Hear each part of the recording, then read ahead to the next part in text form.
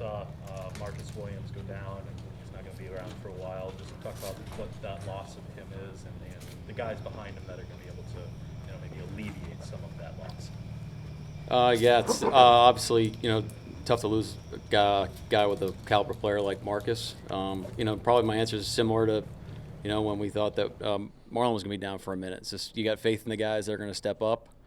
Gino, other folks will just step in. Got 100% confidence in Gino, but not a lot of time to sit around and wait about it. But put a great plan together, and the guys have had a great couple of days. So we're excited about Sunday. You guys had success against the Bengals defensively last year. Obviously, really good offense with the skill player and quarterback. What can you take from those 3 games and the success that you had, and try to carry that into this one? I have a hard time saying we had success. We lost 2 of the 3, and they ended our season. So our mentality is play well enough to win the game.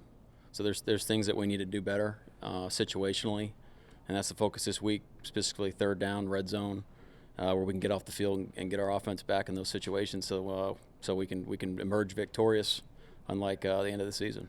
How much do you look at those games and think you did well in those games versus what Cleveland did against them, for example, in terms of putting together that plan?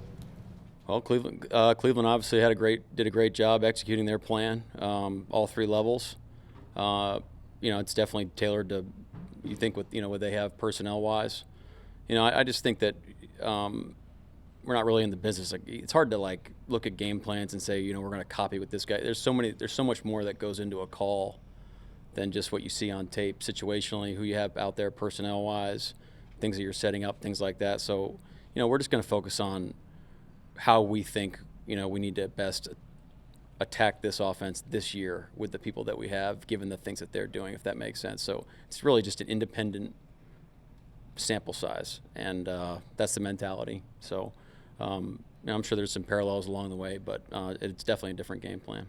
Mike, it looked like those Browns cornerbacks did a pretty good job of not only getting in phase with those wide receivers, but also getting their head around and being able to play the ball. I know that's a very tough skill set for some guys to master, but what are the kind of words of wisdom that you can offer, especially when Joe Burrow throws so many back shoulder passes that you need to kind of have eyes on?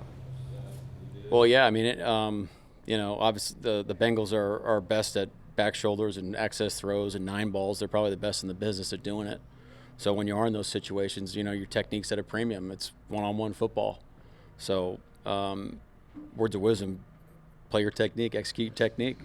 There's certain catch points and things that we're playing through the back shoulder until we play like the go ball and stuff like that. But we'll let that stay in the locker room and how we're coaching it. When you're in coverage and playing typically zone coverage, what's kind of the biggest key to be successful when you're playing zone? I mean, man-to-man, you're stuck in it. But in zone, what do you feel is the biggest key to be successful?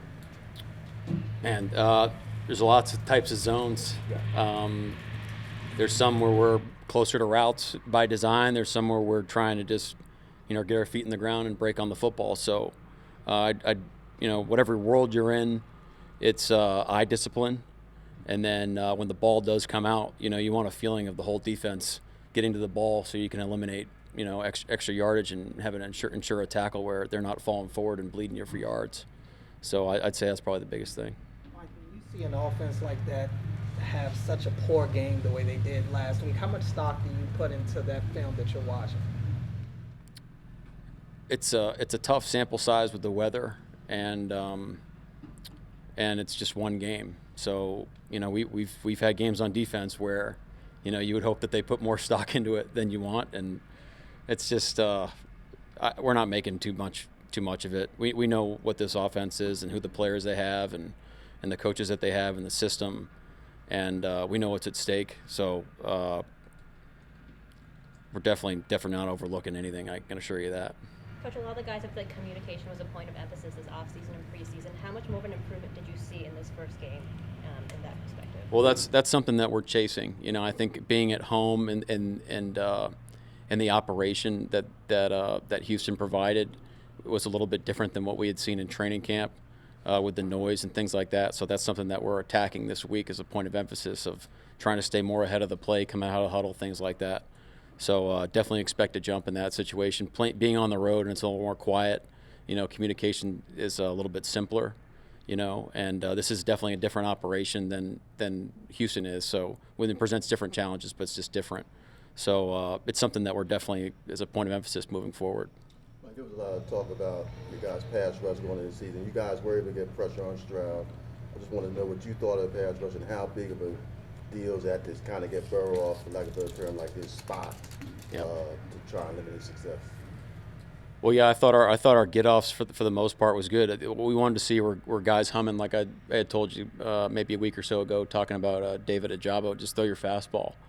Thought the communication with the pass rush, communication and the plan and executing the plan in terms of like just the lines on the page was on track, But we talked about this on Tuesday with the guys. Is we're still marrying the rush and coverage. There's reps on tape where, we quite don't get the quarterback, to the second hitch or off his initial read, and there's plays where and the rush was there, and then there's plays where the quarterback may have held the ball longer than he wanted and working through his progression, and the rush wasn't there. So that's something that we want to be elite at, in addition to our pressure package and things like that. So I'd say it's we're off to a good start. It's good enough to get the win, but it's definitely something that we're trying to improve on.